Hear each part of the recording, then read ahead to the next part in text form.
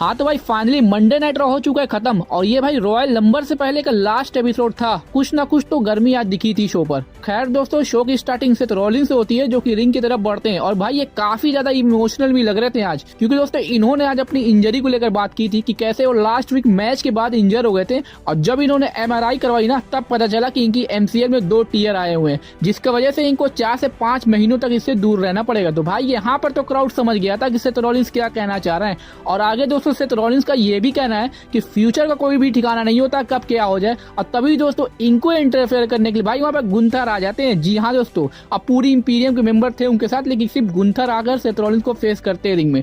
और इनका कहना है कि भाई तुमको लोग वर्क हॉर्स बोलते हैं और तुम एक फाइटिंग चैंपियन भी हो और हर हफ्ते आप इस टाइटल को डिफेंड भी करते हो जैसे कि मैं, और अब आप शायद रेसलमेनिया का हिस्सा नहीं बन पाओगे। और तभी दोस्तों उस पर सेथ रॉलिंस का कहना है कि भाई पहले बात तो पूरी सुन ले, मुझे डॉक्टर से कोई फर्क नहीं पड़ता और मैं रेसलमेनिया तक काफी मेहनत करूंगा और इस टाइटल को वहां पर लेकर जाऊंगा। पूरी कोशिश करूंगा कि इस टाइटल के साथ मैं रेसलमेनिया से बाहर आऊं। तो भाई यहाँ से तो सेथ रॉलिंस ने ये बता दिया है कि रेसलमेनिया को तो ये मेन इवेंट करने वाले चाहे कुछ भी हो जाए।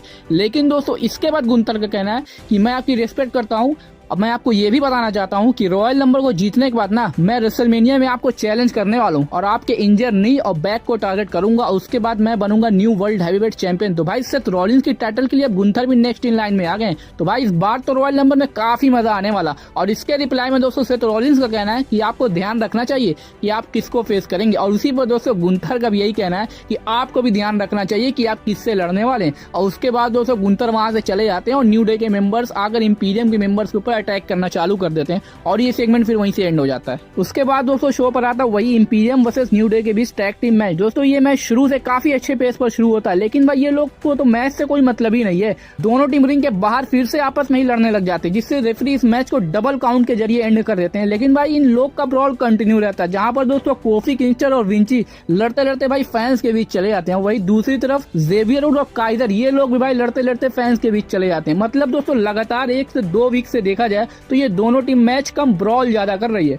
अब भाई लास्ट में तो कोफी किंगस्टन ने दोनों इंपीरियम के मेंबर के ऊपर भाई स्पेयर मार देते हैं। जी हाँ दोस्तों, उसके बाद तो भाई वो उठ ही नहीं पाते हैं। तो भाई ब्रॉल तो इनके बीच अभी भी कंटिन्यू है और अब देखते हैं WWE इसको आगे किस डायरेक्शन में लेकर चलती है। लेकिन दोस्तों उसी के थोड़ी देर बाद कोफी किंगस्टन की मुलाकात जे उसो से भी होती है बैक स्टेज एरिया में, जहां पर इंटरव्यूअर ने कोफी से इंपीरियम को लेकर सवाल पूछ रही थी। और इस पर तो भाई कोफी ने गुंथर को ही चैलेंज कर दिया उनकी IC टाइटल के लिए। तो भाई अब देखते हैं कब इनका मैच देखने को मिलता है। उसके बाद दोस्तों शो पर आता है नाया जैक्स का सेगमेंट और यहाँ पर भाई ये लास्ट वीक रिया रिप्ली के साथ जो कन्फ्रंटेशन हुआ था ना, उसको लेकर पहले बात करती हैं कि कैसे वो काफी डोमिनेंट चैंपियन में से एक है। उसके बाद ये बेकी लिंच को भी टारगेट करती हैं कि मैंने उनकी हालत खराब काफी कर दी थी और बेकी लिंच अब रिया रिप्ली को चैलेंज करना चाहती है, लेकिन मैं इनके बीच खड़ी हूँ और मैं इनके रास्ते में आने वाली हूँ और रेसलमेनिया में अपनी जगह को पक्की करूंगी। और तभी दोस्तों वहाँ पर इंटरफेरेंस देखने को मिलता है बेकी लिंच का। जी हाँ दोस्तों, और भाई ये रिंग में आकर नाया जैक्स से बोलती है कि आपने मुझे हराया है तो अब आप इसको 5 साल तक बात करेंगी। आप साइज में बड़ी है तो इसका मतलब ये नहीं कि आप सबको डोमिनेट करेंगी। आपको कोई भी पसंद नहीं करता, आपने आधे से ज्यादा वुमेन्स रोस्टर को घायल किया है,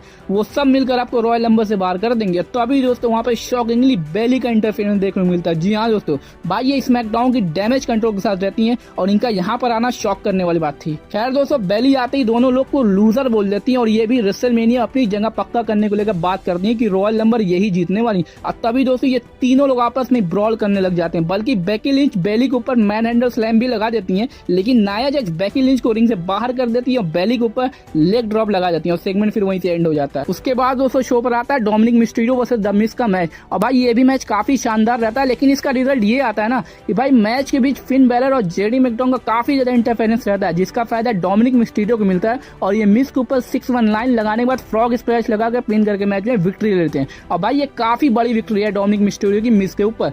लेकिन मैच के बाद भी दोस्तों जजमेंट डे के मेंबर मिज के ऊपर अटैक करना चालू रखते हैं, लेकिन तभी मिस को सेव करने के लिए भाई वहाँ पे DIY आ जाती है, जिसके बाद दोस्तों मिस जेडी मैकडॉन के ऊपर स्कल क्रशिंग फिनाले तो लगा देते हैं। लेकिन जब DIY अपना फिनिशर जेडी के ऊपर लगाने जाती है ना, तो फिन बैलर भाई उनको रिंग से बाहर खींच लेते हैं। अब उसके बाद दोस्तों शो पर आता है मेन चीज CM पंक और कोडी रोड का कॉन्फ्रंटेशन सेगमेंट। दोस्तों कोडी रोड जैसे ही एंट्री करते हैं ना रिंग में, उसके तुरंत बाद ही भाई CM पंक भी वहाँ आ जाते हैं और ये दोनों लोग एक दूसरे से पहले हैंड चेक करते हैं और क्राउड भी इनको काफी ज्यादा चेयर कर रहा था, क्योंकि भाई दोनों ही लोग फेस हैं।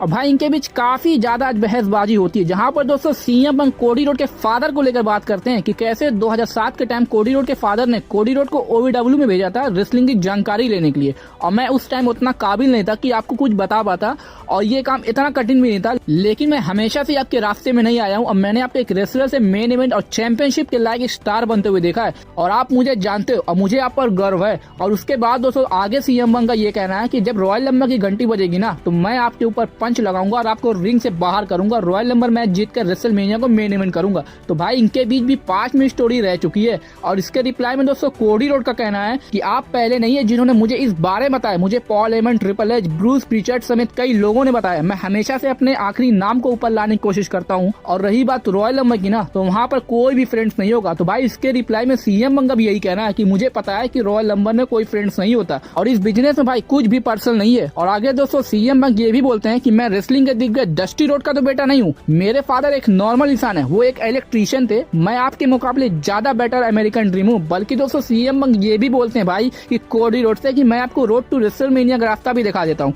आपने 2 साल तक कंपनी को अपने कंधों पर संभाला है, अब आप 2K24 के कवर पर भी आने वाले हो, और एक ऐसे व्यक्ति आपके रास्ते में ना जो आपसे सारी चीजें छीन सकता है, वो व्यक्ति मैं हूँ। और यहाँ पर दोस्तों इन्होंने थोड़ा थोड़ा द रॉक का भी हिंट दिया था, और उसके बाद लास्ट में कोडी रोड का ये कहना है कि मैं एक ही दिशा में जा सकता हूँ, वो सिर्फ रॉयल नंबर है, और उसके लिए मुझे आपके सामने से जाना पड़ेगा। और फिर इसके बाद ये दोनों लोग एक दूसरे को फेस करने लग जाते हैं और कोडी रोड वहां से चले जाते हैं। लेकिन भाई सीएम पंक कमेंट्री टेबल पर जाकर वेड बैरेट से बोलते हैं कि रॉयल नंबर मैं जीतने वाला हूँ। भाई आज तो काफी गर्मा गर्मी देखने को मिली है, पहले सेथ रॉलिंस और गुंथर के बीच, और फिर सीएम पंक और कोडी रोड। तो भाई मजा तो अब बहुत आने वाला रॉयल नंबर में। खैर दोस्तों अब हम बात करते हैं मेन इवेंट के बारे में, जहां पर हमको Drew McIntyre versus Damien priest का मैच देखने को मिलता है। दोस्तों ये मैच थोड़ा लंबा जरूर चलता है, लेकिन काफी इंटरेस्टिंग मैच था ये, जहां पर दोस्तों प्रीस्ट की तरफ से ब्रोकन एरो मूव भी आता है, लेकिन भाई ड्रू मैकिंटायर उस पर भी किक आउट कर देते हैं। लेकिन मैच के लास्ट मोमेंट में भाई आर्थर तो वहां पर आ जाते हैं हम सबका मनोरंजन करने के लिए, और ये भाई डेमियन प्रीस्ट को पैसे देने लग जाते हैं। लेकिन भाई डेमियन प्रीस्ट का दिमाग तो उस टाइम ऐसे ही खराब था, उन्होंने आर्थर के ऊपर ही अटैक कर दिया। बल्कि दोस्तों आर्थर फिर से आ जाते हैं भाई रिंग में पैसा लेकर, और भाई इस बार ड्रू मैकिंटायर के ऊपर अटैक कर देते हैं, और सारा पैसा भाई रिंग में गिर जाता है। और इसका फायदा दोस्तों डेमियन प्रीस्ट को मिलता है, और ये ड्रू मैकिंटायर के ऊपर साउथ ऑफ हैमर मूव लगा देते हैं। लेकिन भाई जब ये पिन करने गए ना तो भाई रेफरी का ध्यान तो भाई आर्थर पर था, क्योंकि भाई वो रिंग में गिरे हुए पैसे को उठा रहे थे, और इसी चीज पर दोस्तों डेमियन प्रीस्ट को गुस्सा आ जाता है और ये आर्थर को रिंग से बाहर फेंक देते हैं। और इस बार दोस्तों इस चीज का फायदा ड्रू मैकिंटायर को मिलता है, और ये प्रीस्ट के ऊपर काफी तगड़ा क्लेमोर किक लगा के पिन करके मैच में विक्ट्री ले लेते हैं। और इस जीत के बाद ड्रू मैकिंटायर का मोमेंटम जारी रहता है। उसके बाद दोस्तों शो वहीं से ऑफ एयर चला जाता है। तो भाई आज का मंडे नाइट रहा तो काफी शानदार था। वैसे तो आपको कैसा लगा था आज का शो, हमको कमेंट सेक्शन में जरूर बताइएगा, और अगर वीडियो अच्छी लगी तो वीडियो को लाइक करके चैनल को सब्सक्राइब कर दिएगा, जिससे कि आपको ऐसी WWE की इंटरेस्टिंग वीडियोस मिलती रहे।